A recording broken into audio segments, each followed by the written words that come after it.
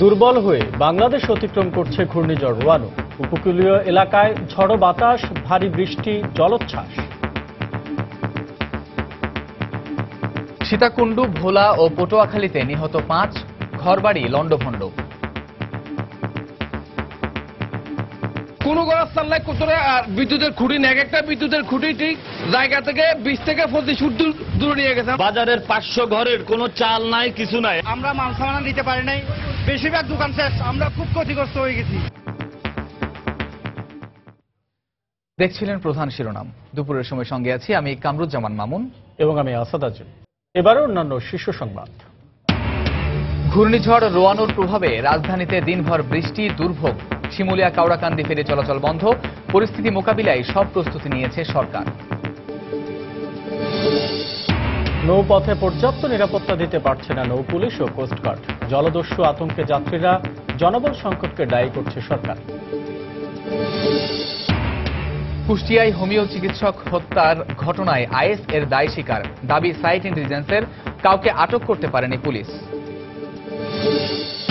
এবং সিরাজগঞ্জে আবারও ব্যাপকভাবে ছড়িয়ে পড়েছে অ্যানথ্রাক্স। 3 উপজেলায় 90 জন আক্রান্তের সন্ধান। আতঙ্কিত হওয়ার কিছু নেই বলছে স্বাস্থ্য বিভাগ।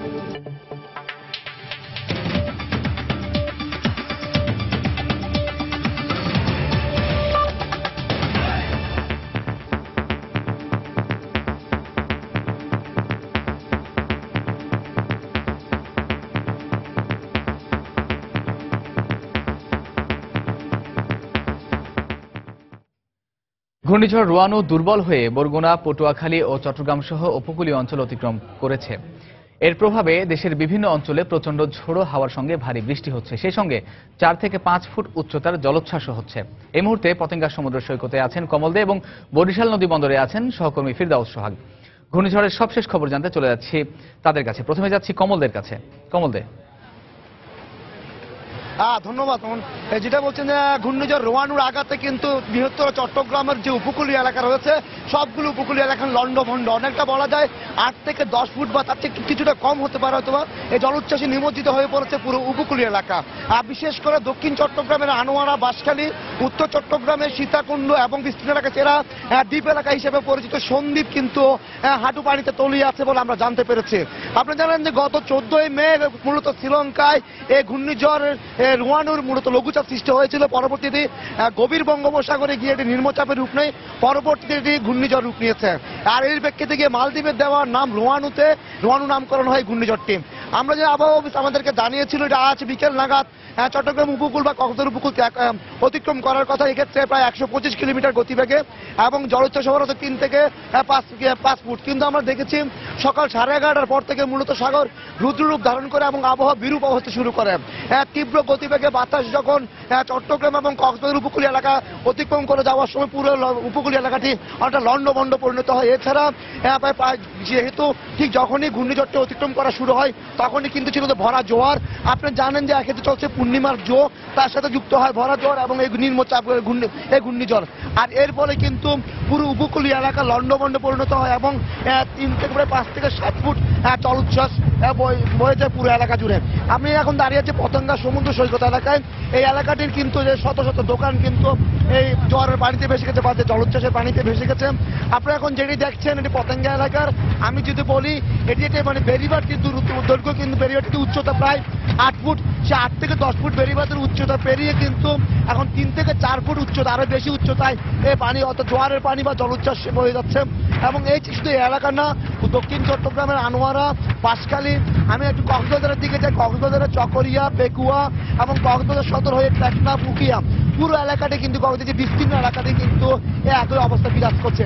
এছাড়া অপরদিকে যে মহেশখালী কিংবা সন্দ্বীপ সেখানে আমরা জানতে পেরেছি 3 থেকে 5 ফুট বা তার চেয়েও বেশি পানিতে তলিয়ে আছে। কথা বলেছিলাম জেলা প্রশাসন কর্মকর্তাদের সাথে, তারা আমাদেরকে জানিয়েছেন এই ঘূর্ণিঝড়ের জন্য তারা আনোয়ারা উপকূল এলাকায় 1500 জনকে তারা সরিয়ে নিয়েছে। সন্দ্বীপে প্রায় 2500 মানুষকে তারা সরিয়ে নিয়েছে। এছাড়া আজ অন্যান্য এলাকায় তারা সরিয়ে নেওয়ার চেষ্টা করেছিল, কিন্তু মানুষ যেহেতু থেকে গিয়েছিল অত বুঝতে না পেরে এখন তারা সরে যাওয়ার চেষ্টা করছে। তো এখন পর্যন্ত বলা যায় আমার কাছে এ ছিল ঘূর্ণিঝড় রোয়ানুর সর্বশেষ। এখন আমরা চলে যাব বরিশালে, সেখানে বরিশালের খবর চালাবেন সহকর্মী ফেরদৌস সোহাগ। কমল, আপনাকে ধন্যবাদ। ঘূর্ণিঝড়ের প্রভাবে আজকে সকাল থেকে এই পর্যন্ত, এই দুপুর পর্যন্ত কিন্তু বরিশালে প্রচন্ড বৃষ্টি হয়েছে। দুপুর 12টা পর্যন্ত আবহাওয়া অধিদপ্তর 210 মিলিমিটার বৃষ্টিপাত রেকর্ড করেছে। এরপরও বৃষ্টি হয়েছে, কিন্তু এখন সেই কতটুকু বাড়তি বৃষ্টি হয়েছে সেটা এখন পর্যন্ত আবহাওয়া অধিদপ্তরের কাছ থেকে আমরা জানতে পারিনি।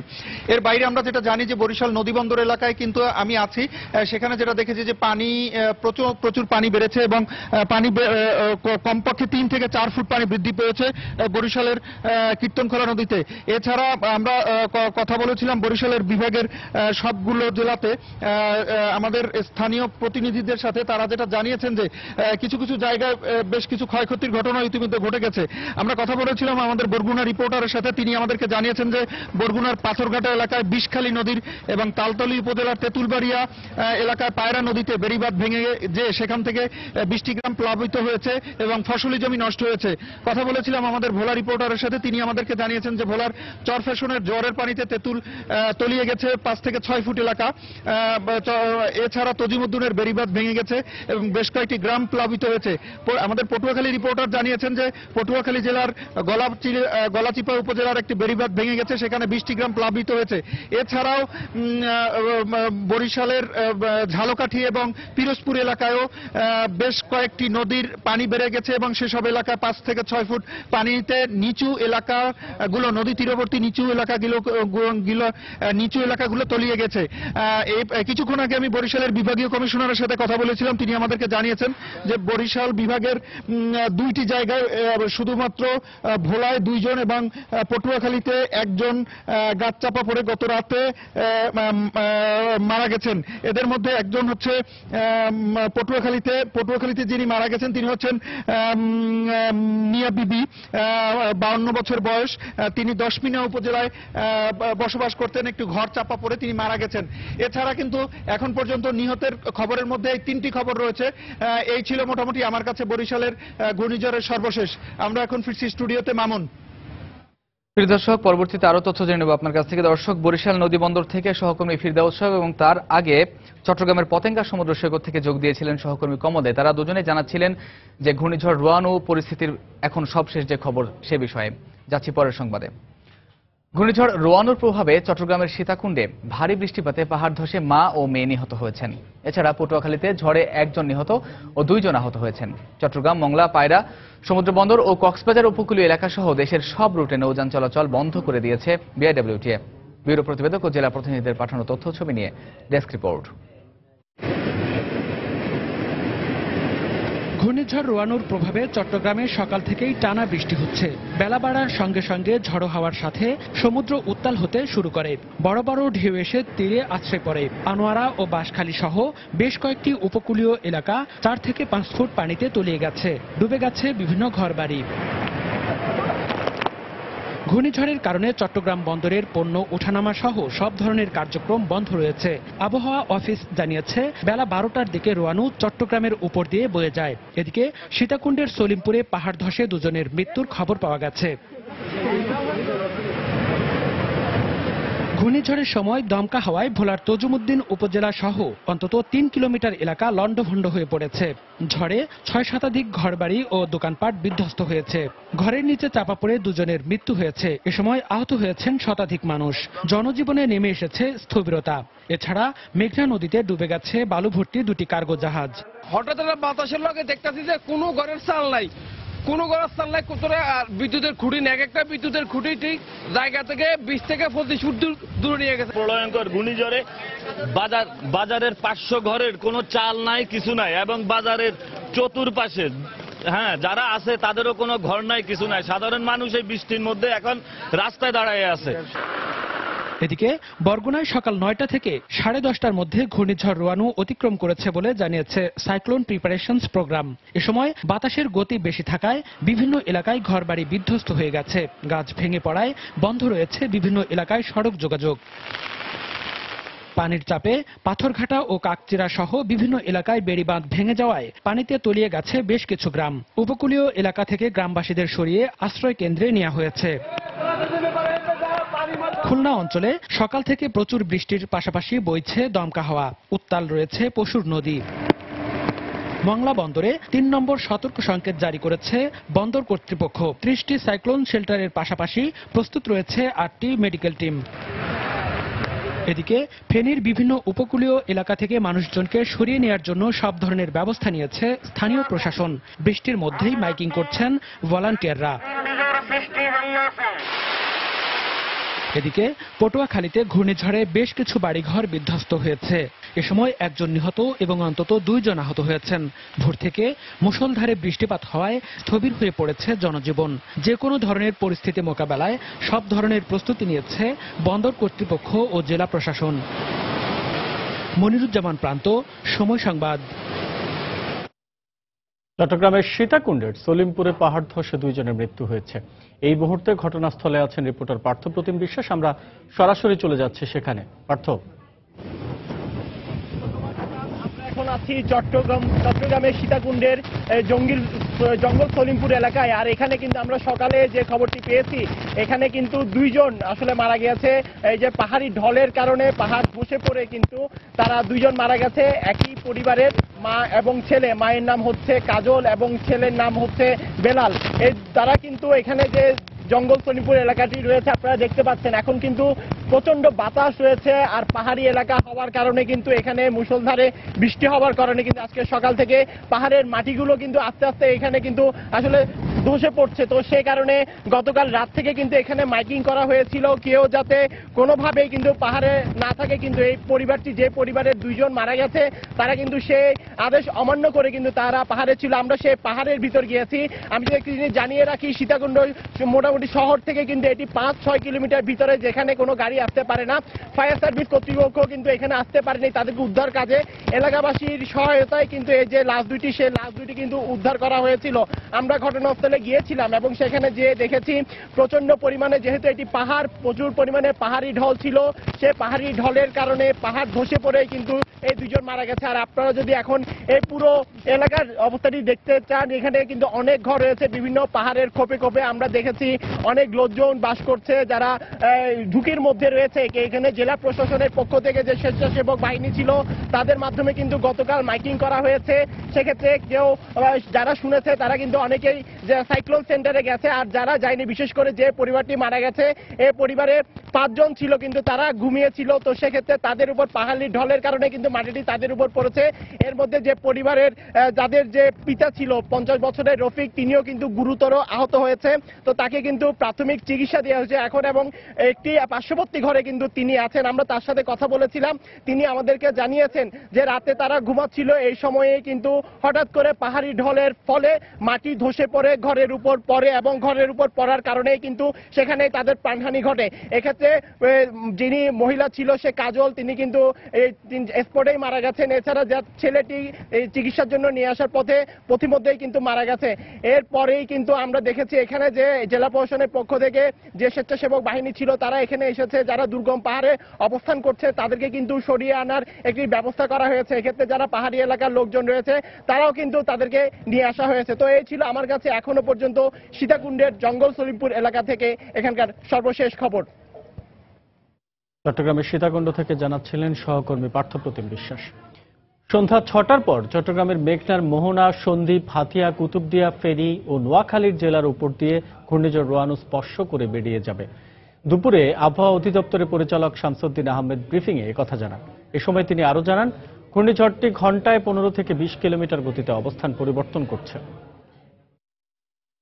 এটি ধীরে ধীরে মেঘনা মোহনার নিকট দিয়ে সন্দ্বীপ, হাতিয়া, কুতুবদিয়া, সীতাকুণ্ড, ফেনী, নোয়াখালী এই অঞ্চলের দিকে সেটি অগ্রসর হবে এবং এই অঞ্চল দিয়ে কেন্দ্রটি অতিক্রম করবে। এর প্রভাবটি অবশ্যই সন্ধ্যা 6টা পর্যন্ত থাকবে এবং এর পরেও আরও 3-4 ঘন্টা থাকতে পারে। ঘূর্ণিঝড়টি উপকূল অতিক্রম করার পরেও এই আবহাওয়া, বিদ্যমান আবহাওয়া আরও 3-4 ঘন্টা থাকবে এবং সম্পূর্ণ বৃষ্টিপাতও থাকবে। সেটি আগামীকাল থেকে হয়তো ধীরে ধীরে কমে যাবে। জেলা প্রশাসনের পক্ষ থেকে মাইকিং ও সতর্কতামূলক নির্দেশনা দেয়া সত্ত্বেও আশ্রয় কেন্দ্রে যায়নি উপকূলীয় অঞ্চলের অনেকেই।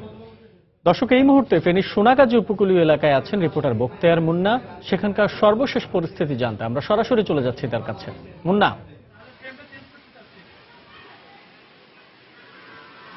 হ্যাঁ আসাদ, যেটা আগে আমরা সকালবেলা জানিয়েছিলাম যে তখনও আশ্রয় কেন্দ্রগুলোতে কোনো মানুষজন আসেনি, কিন্তু যা একেবারে 1:50 নাগাদ এখানে আমরা ঘড়ি দেখেছি 1:50 নাগাদ হঠাৎ করে গরম বাতাস বইতে শুরু করছে। গরম বাতাস শুরু করার পরপরই বাতাসের বেগ অনেক বেড়ে গিয়েছিল এবং বেড়ে যাওয়ার সাথে সাথে এবং এখানকার পরিস্থিতি একেবারে মুহূর্তের ভিতরে পুরো পরিবর্তন হয়ে গিয়েছে এবং বাতাসের গতিবেগ বাড়ার সাথে সাথে জোয়ারের পানি, সাগর থেকে জোয়ারের পানি উঠে এসেছে এবং জোয়ারের পানি উঠে এসে এখন প্রায় 5 থেকে 6 ফুট পানিতে তলিয়ে গেছে এই চরাঞ্চল।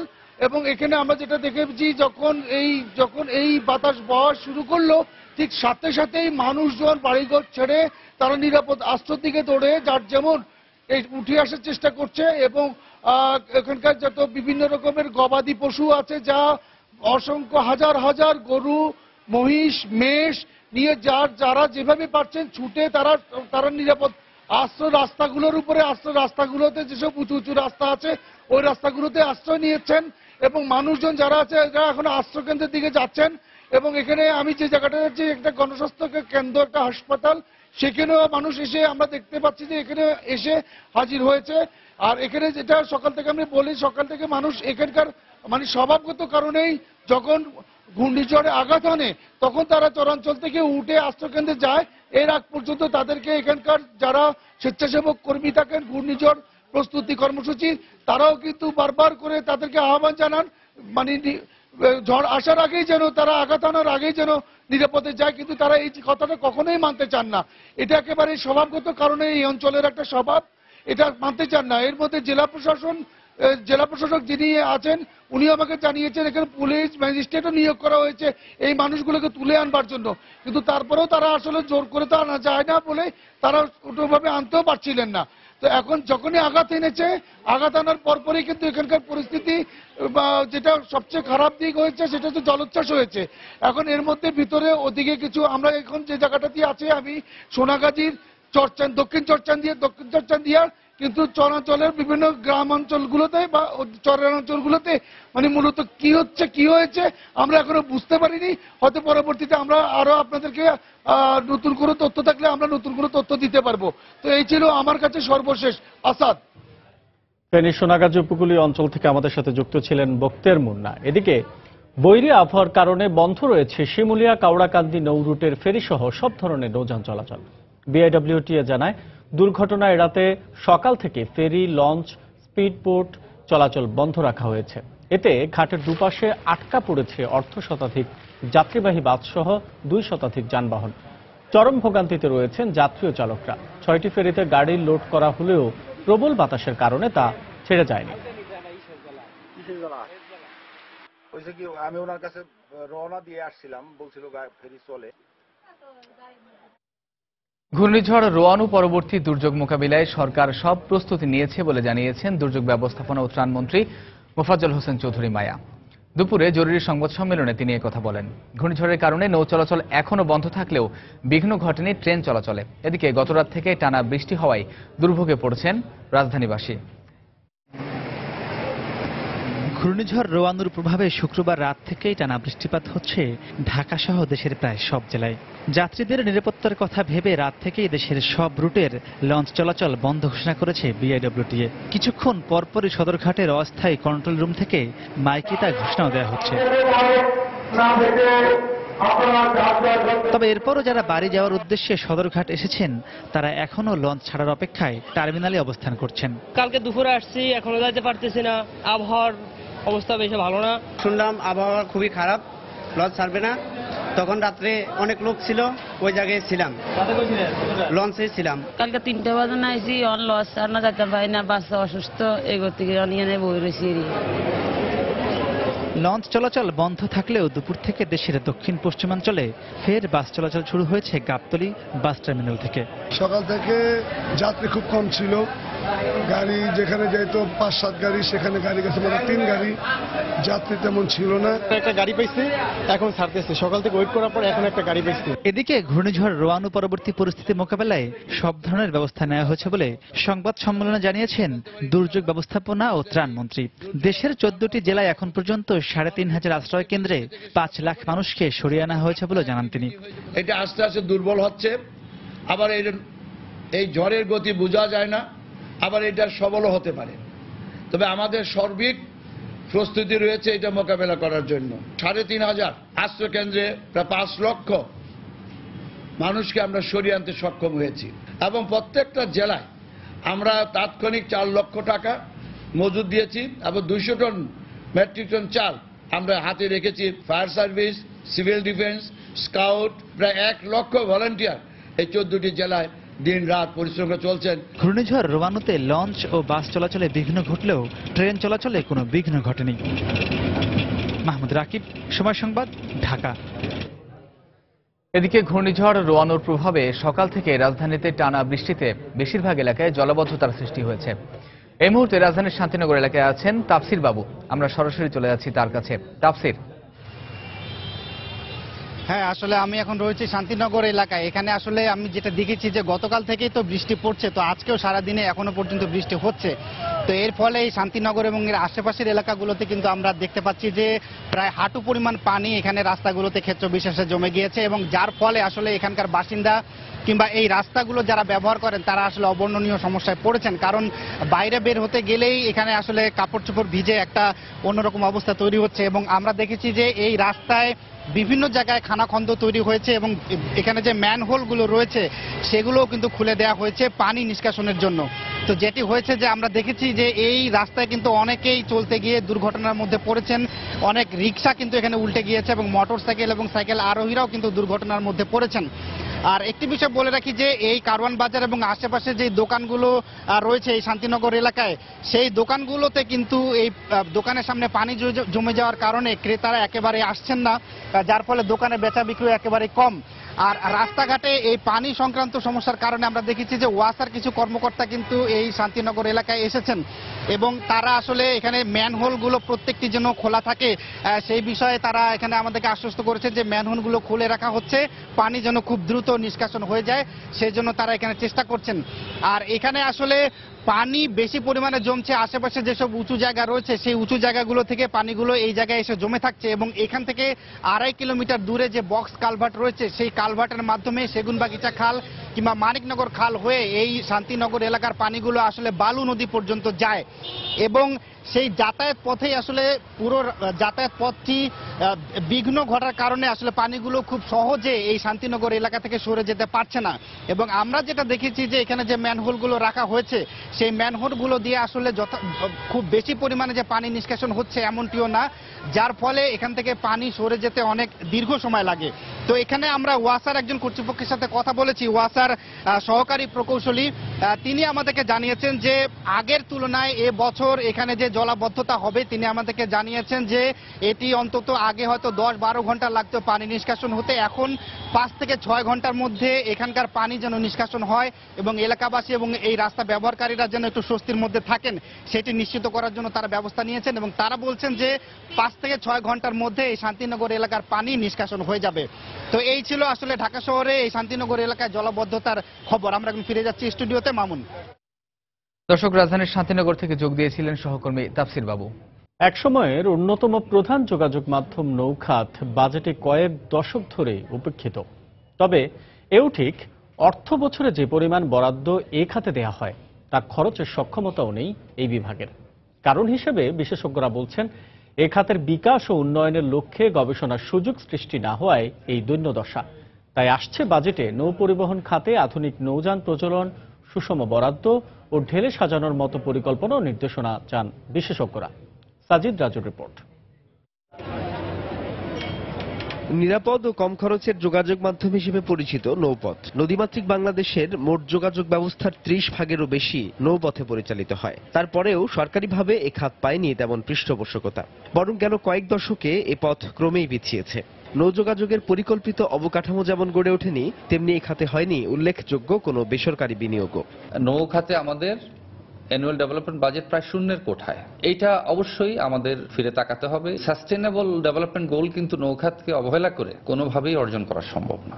গেল কয়েক বছরের বাজেট বিশ্লেষণ করে দেখা যায় বরাদ্দে যেমন অপ্রতুলতা আছে, তেমনি বরাদ্দকৃত পুরো অর্থ খরচের সক্ষমতাও নেই নৌ বিভাগের। এর কারণ হিসেবে এ খাতের প্রাতিষ্ঠানিক দুর্বলতা, জ্ঞান ও গবেষণার অভাবই দায়ী বলে মত দেন বিশেষজ্ঞরা। দীর্ঘদিনের বঞ্চনা, অবহেলার কারণে অভ্যন্তরীণ নৌ পরিবহন খাতের সরকারি প্রতিষ্ঠানগুলি, বেসরকারি প্রতিষ্ঠানগুলির সক্ষমতা এত নিম্ন পর্যায়ে চলে গেছে, উন্নয়ন বরাদ্দের সদ্ব্যবহার করার কিন্তু সক্ষমতা তাদের নেই। প্রাতিষ্ঠানিক অবকাঠামো কিন্তু নৌখাতে নাই। আপনি 5-6 জন ইঞ্জিনিয়ার পাবেন কিনা আমার সন্দেহ আছে, বা ইকোনমিস্ট পাবেন কিনা। আর সেন্ট্রালি আমাদের দেশের প্ল্যানিং যে একটা প্রতিষ্ঠান দরকার, সেটা কিন্তু অলমোস্ট অ্যাবসেন্ট। বিশেষজ্ঞরা বলছেন সড়ক ও রেলপথের সঙ্গে সমন্বয় করে পুরো যোগাযোগ ব্যবস্থাকে ঢেলে সাজাতে হবে। সেই সঙ্গে বাজেটে খাতভিত্তিক খরচের ব্যাপারেও নির্দেশনা চান তারা। সুস্পষ্ট নীতিমালার ভিত্তিতে কোথায় কতটুকু প্রয়োজন এবং সেভাবে অগ্রাধিকার দিয়ে যদি এটাকে খরচ করা হতো তাহলে সেটা বলা যেত। অতীতের সেই গৌরব হয়তো ফিরে আসবে না, কিন্তু তারপরেও যে সুযোগটা আছে আধুনিকায়ন করা এবং আধুনিক যানবাহন এখানে ইন্ট্রোডিউস করা, এর প্রচুর সম্ভাবনা আছে। সময়ের সঙ্গে সঙ্গতি রেখে আধুনিক নৌযান প্রচলন এবং সড়ক ও রেলপথের সঙ্গে সামঞ্জস্য রেখে বরাদ্দ নিশ্চিত করার উপরও জোর দেন তারা। সাজিদ রাজু, সময় সংবাদ, ঢাকা। নদীপথে প্রতিদিন কমপক্ষে 1 লাখ যাত্রী যাতায়াতের পাশাপাশি পণ্য পরিবহন হয় কয়েকশো কোটি টাকার। অথচ বিশাল এ নৌপথের নিরাপত্তায় কালেভদ্রেও চোখে পড়ে না নৌ পুলিশ কিংবা কোস্টগার্ড। তাই অনেকটা আতঙ্ক নিয়েই রাতের আধারে পদ্মা মেঘনা পাড়ি দিতে হয় যাত্রীদের। পর্যাপ্ত নিরাপত্তা না দিতে পারার জন্য জনবল সংকটকে দায়ী করছে সরকার। নৌপথ নিয়ে মাহমুদ রাকিবের 3 পর্বের ধারাবাহিক প্রতিবেদনের আজ দেখুন শেষ পর্ব। ছবি তুলেছেন খলিলুর রহমান।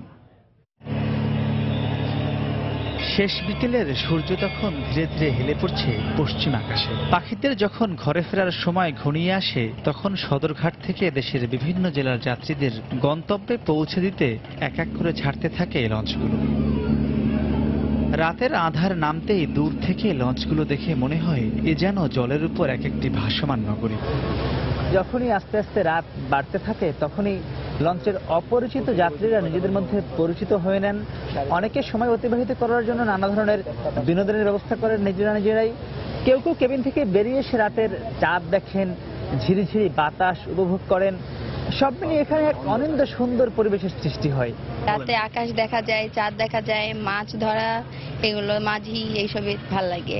ভাই বোন আছে, ওদের সাথে আড্ডা দিব। লঞ্চে তো ফার্স্ট টাইম, এই জন্য ভিউটা খুব ভালো লাগতেছে। নদীর উপরে পুরো খোলা, একদম নদীর কাছ থেকে পানি দেখা, এটা আমার ফার্স্ট এক্সপিরিয়েন্স। কারো কেউ পরিচিত না, লঞ্চে এসে পরিচয় হয়েছি সময় কাটানোর জন্য। যদিও রাত গভীর হওয়ার সাথে সাথে ভাসমান নগরের যাত্রীদের মাঝে তৈরি হয় জলদস্যু আতঙ্ক। যাত্রীদের দাবি, মাঝে নদীতে কোনো ডাকাত দল হামলা করলে তাদের উদ্ধার করার মতো কেউ নেই। লঞ্চের 2-4 জন নিজস্ব নিরাপত্তারক্ষী শেষ ভরসা। নদীপথের নিরাপত্তায় নৌপুলিশ ও কোস্টগার্ড পাহারায় থাকার নিয়ম থাকলেও ঢাকা থেকে বরিশাল যেতে কোথাও তা চোখে পড়েনি। নিজের সেফটি নিয়ে একটা সমস্যা, এমনি ওভারঅল জার্নিটা অনেক ভালো। আনসার আছে, তাদের হাতে একটা লাঠি ছাড়া কিছু নেই। এই মাঝপথে যদি কোনো ডাকাত বা কিছু একটা লঞ্চ ধরতেই পারে, অস্বাভাবিক কিছুই না। আমি এতদিনের যাত্রার মধ্যে আমি আজ পর্যন্ত কোনো পুলিশ দেখিনি। নৌ পুলিশকে দেখা যায় মাঝে মাঝে চাঁদপুরে দেখা যায়, পাগলাতে দেখা যায়। পর্যাপ্ত নিরাপত্তা না দিতে পারার জন্য জনবল সংকট ও আধুনিক সরঞ্জাম না থাকাকে দুষছে নৌপুলিশ কর্তৃপক্ষ। তবে সরকার বলছে নৌপুলিশকে আধুনিকায়ন করার কাজ চলছে। বর্তমানে জনবল লজিস্টিক সাপোর্ট যেটা আছে সেটা দিয়ে বিশাল এই নৌপথকে দেওয়া ডিফিকাল্ট। জনবল বৃদ্ধি করতে হবে। স্বরাষ্ট্র মন্ত্রণালয় এটাকে আরো শক্তিশালী করার জন্য তারাও পরিকল্পনা গ্রহণ করেছে এবং তারা প্রকল্প নিয়েছে। দেশে এই মুহূর্তে প্রায় 7,000 কিলোমিটার নৌপথ নিরাপত্তায় নৌপুলিশের সংখ্যা মাত্র 1000 খানেক। মাহমুদ রাকিব, সময় সংবাদ, বরিশাল। দুপুরের সময় আরো থাকছে বিভিন্ন আচার অনুষ্ঠানে শুভ বুদ্ধ পূর্ণিমা উদযাপন, উপাসনালয়গুলোতে বিশ্ব শান্তি ও মঙ্গল কামনা।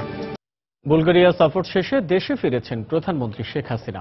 বিমান বাংলাদেশ এয়ারলাইন্সের একটি ফ্লাইটে সকাল 6:10 শাহজালাল আন্তর্জাতিক বিমানবন্দরে পৌঁছান তিনি। মুখ্য সচিব আবুল কালাম আজাদ সহ ঊর্ধ্বতন কর্মকর্তারা বিমানবন্দরে প্রধানমন্ত্রীকে স্বাগত জানান। এর আগে শুক্রবার বুলগেরিয়া থেকে বাংলাদেশ সময় রাত 11টায় তিনি ঢাকার উদ্দেশ্যে রওনা হন। প্রধানমন্ত্রীর সফরকালে দুদেশের মধ্যে 3টি সমঝোতা স্মারক ও একটি চুক্তি স্বাক্ষরিত হয়। সোফিয়ায় বুলগেরিয়ার প্রধানমন্ত্রীর কার্যালয়ে সে দেশের প্রধানমন্ত্রী বয়কো বরিসোভের উপস্থিতিতে এই চুক্তি স্বাক্ষর হয়। গত 15 মে সকালে বুলগেরিয়ায় গ্লোবাল উইমেন লিডার্স ফোরামে অংশ নিতে ঢাকা ছাড়েন প্রধানমন্ত্রী। পথে লন্ডনে দুদিনের যাত্রা বিরতি করেন তিনি।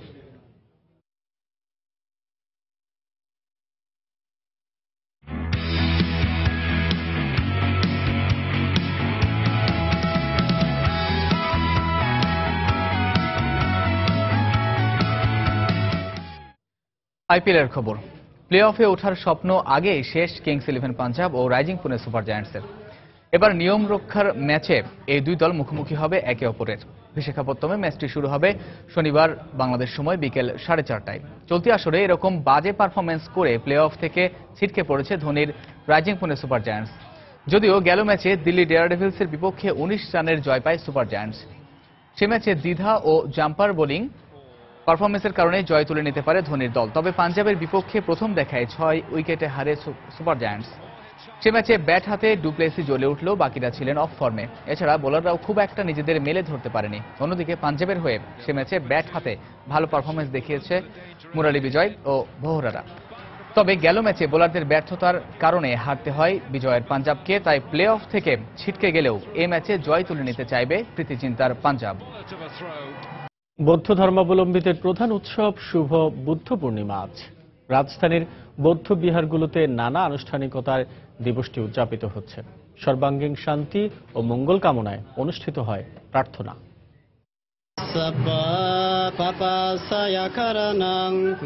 সমস্ত পাপ থেকে দূরে থাকো, সৎ চিত্তে কুশল কর্ম সম্পাদন করো। বুদ্ধের এমন অনুশাসন সমূহের উচ্চারণে মুখর বৌদ্ধ বিহার প্রাঙ্গণ। গৌতম বুদ্ধের আবির্ভাব, বোধিপ্রাপ্তি আর মহাপরিনির্বাণ এই ত্রিমহান স্মৃতি বিজড়িত তিথির মাঙ্গলিক আচার শুরু হয় সূর্যোদয়ের পর থেকেই। ভিক্ষু সংঘকে পিণ্ডদান, এরপর শিলগ্রহণ ও বুদ্ধ পূজা।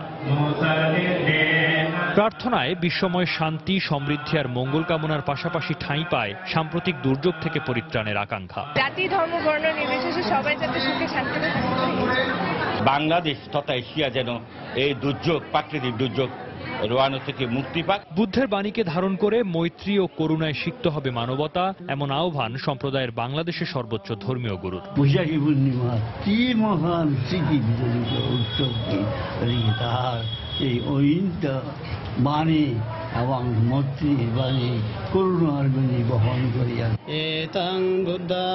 দুঃখ জড়া থেকে মানুষের মুক্তির উপায় খুঁজতে 6 বছর তপস্যা করে বোধি অর্জন করেন গৌতম সিদ্ধার্থ। বুদ্ধত্ব অর্জনের পর প্রথম যে বাক্যটি তিনি উচ্চারণ করেন তা হল সব্বে সত্তা সুখিতা হন্তু, সকল প্রাণী সুখী হোক। বিশ্বব্যাপী সংকটের এই সময়ে এই মর্মবাণী হতে পারে শান্তির আলোকবর্তিকা। সৌমিত্র শুভ্র, সময় সংবাদ, ঢাকা। কুষ্টিয়ায় হোমিও চিকিৎসক সানোয়ার হোসেন হত্যার দায় স্বীকার করেছে আইএস। সংগঠনটির নিজস্ব সংবাদ সংস্থা আমাক নিউজ এজেন্সির বরাত দিয়ে এমনটাই দাবি করেছে জঙ্গি কার্যক্রম পর্যবেক্ষণকারী যুক্তরাষ্ট্রভিত্তিক সংগঠন সাইট ইন্টেলিজেন্স। খ্রিস্টান ধর্মের পক্ষে কথা বলায় সানোয়ার হোসেনকে হত্যা করা হয়েছে বলেও জানায় তারা। এদিকে হত্যার এ ঘটনায় অজ্ঞাতনামা আসামি করে মামলা হলেও এখন পর্যন্ত কাউকে গ্রেফতার করতে পারেনি পুলিশ। গত শুক্রবার সকালে কুষ্টিয়া শহরের বটতল এলাকায় হোমিও চিকিৎসক সানোয়ার হোসেন ও কুষ্টিয়া ইসলামী বিশ্ববিদ্যালয়ের শিক্ষক মোহাম্মদ সাইফুজ্জামানকে কুপিয়ে জখম করে দুর্বৃত্তরা। গুরুতর অবস্থায় তাদেরকে উদ্ধার করে কুষ্টিয়া জেনারেল হাসপাতালে নিয়ে যাওয়ার পর সানোয়ার হোসেনকে মৃত ঘোষণা করেন চিকিৎসক। এছাড়া আহত সাইফুজ্জামানকে উন্নত চিকিৎসার জন্য ঢাকায় আনা হয়।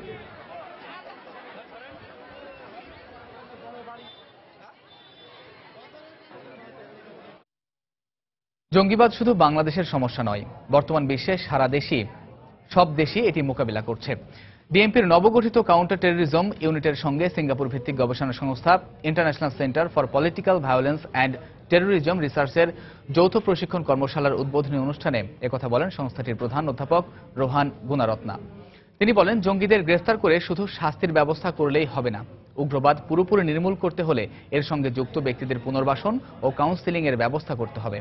তিনি আরো বলেন, অভ্যন্তরীণ রাজনীতিকে প্রভাবিত করার জন্যই বাংলাদেশে জঙ্গিবাদের সূচনা হলেও আফগান ফেরত মুজাহিদদের মাধ্যমেই এদেশে উগ্রবাদ এসেছে। অনুষ্ঠানে প্রধান অতিথির বক্তব্যে স্বরাষ্ট্রমন্ত্রী বলেন, জঙ্গিবাদ মোকাবিলায় বর্তমান সরকার জিরো টলারেন্স নীতিতে রয়েছে।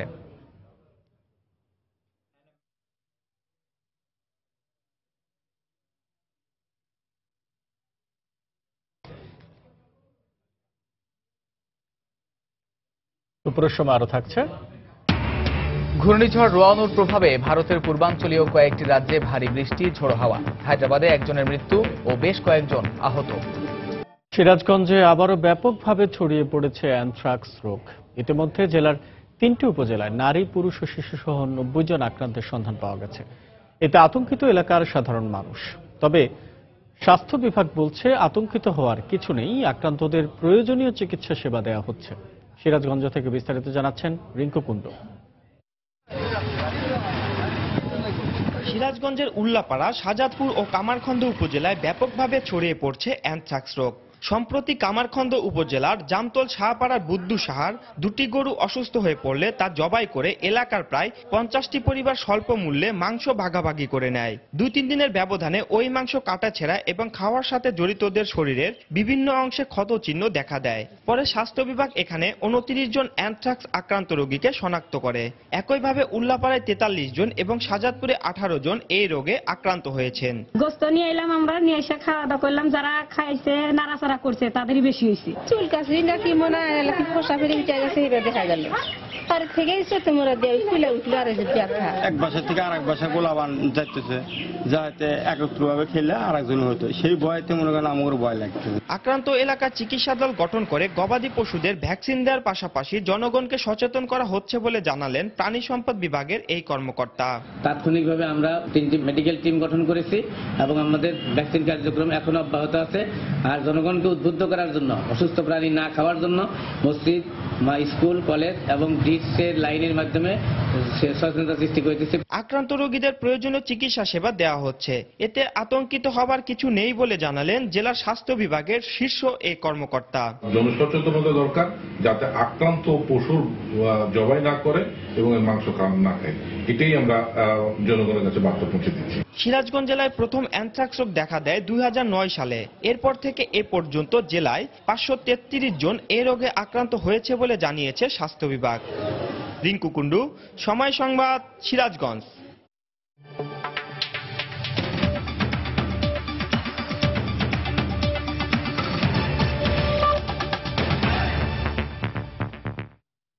ঘূর্ণিঝড় রোয়ানুর প্রভাবে ভারতের পূর্বাঞ্চলীয় কয়েকটি রাজ্যে ভারী বর্ষণ ও ঝোড়ো হাওয়া বয়ে যাচ্ছে। ঝড়ের প্রভাবে এরই মধ্যে হায়দ্রাবাদে একজনের মৃত্যু ও কয়েকজন আহত হয়েছেন। রোববারও পশ্চিমবঙ্গ সহ এর আশপাশে ভারী বর্ষণে সৃষ্ট বন্যা পরিস্থিতি অব্যাহত থাকতে পারে বলে জানিয়েছে দেশটির আবহাওয়া দপ্তর। রোয়ানুর প্রভাবে বঙ্গোপসাগরের উপকূলীয় রাজ্য অন্ধ্রপ্রদেশে শুক্রবার ভারী বর্ষণের পাশাপাশি ঘন্টায় 100 কিলোমিটার বেগে দমকা হাওয়া বয়ে যায়। এই পরিস্থিতিতে উপকূলীয় লোকজনকে নিরাপদ স্থানে আশ্রয় নেয়ার পাশাপাশি মাছ ধরা নৌকা সহ সব ধরনের নৌযান চলাচলে সতর্কতা জারি করেছে কর্তৃপক্ষ। হায়দ্রাবাদে ঝোড়ো বাতাসে একটি ভবন থেকে পানির ট্যাঙ্কার পড়ে গিয়ে একজনের মৃত্যু হয়েছে, আর আলাদা কয়েকটি ঘটনায় আহত হয়েছে বেশ কয়েকজন। এছাড়া উড়িষ্যায় ভারী বর্ষণের কারণে ব্যাহত হচ্ছে জনজীবন।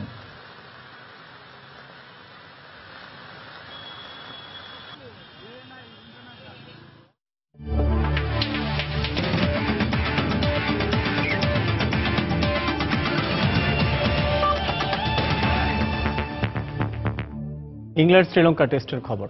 ইংলিশ পেসারদের বোলিং তোপে ফলোঅনে পড়েছে শ্রীলঙ্কা। প্রথম ইনিংসে ইংল্যান্ডের 298 রানের জবাবে ব্যাট করতে নেমে মাত্র 91 রানে গুটিয়ে যায় লঙ্কানরা। ক্যারিয়ারে 19তম বারের মতো 5 উইকেট তুলে নেয়ার কৃতিত্ব গড়েন জেমস অ্যান্ডারসন। ফলোঅনে পড়ে সফররতরা দ্বিতীয় ইনিংসে ব্যাট করতে নামলেও 1 রান তুলতেই আলোক স্বল্পতার কারণে টানা দ্বিতীয় দিনের মতো নির্ধারিত সময়ের আগেই খেলা শেষ করতে হয় দুই দলকে। আগের দিনের করা 5 উইকেটে 171 রান নিয়ে ব্যাট করতে নেমে ভালোই খেলতে থাকেন দুই ইংলিশ ব্যাটসম্যান অ্যালেক্স হেলস ও জনি বেয়ারস্টো। তবে দলীয় 224 রানে ব্যক্তিগত 86 রান করে আউট হন হেলস। কিন্তু হেলস সেঞ্চুরি বঞ্চিত হলেও শতক পূর্ণ করেন বেয়ারস্টো। অন্য প্রান্তে টেলেন্ডাররা রান করতে না পারলেও তার 140 রানের ইনিংসে ভর করে 298 রানের সংগ্রহ পায় ইংল্যান্ড। জবাবে ব্যাটিংয়ে নেমে দাঁড়াতেই পারেনি সফররত শ্রীলঙ্কান টপ ও মিডল অর্ডার ব্যাটসম্যানরা। শ্রী লায়নদের হয়ে এন্ডারসন 5টি ও ব্রড 4টি উইকেট তুলে নেন। দ্বিতীয় দিন শেষে 206 রানে পিছিয়ে আছে শ্রীলঙ্কা।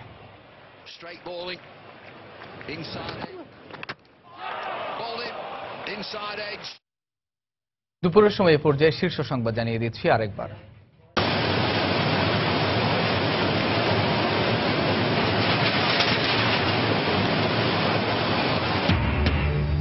দুর্বল হয়ে বাংলাদেশ অতিক্রম করছে ঘূর্ণিঝড় রোয়ানু। উপকূলীয় এলাকায় ঝোড়ো বাতাস, ভারী বৃষ্টি, জলোচ্ছ্বাস।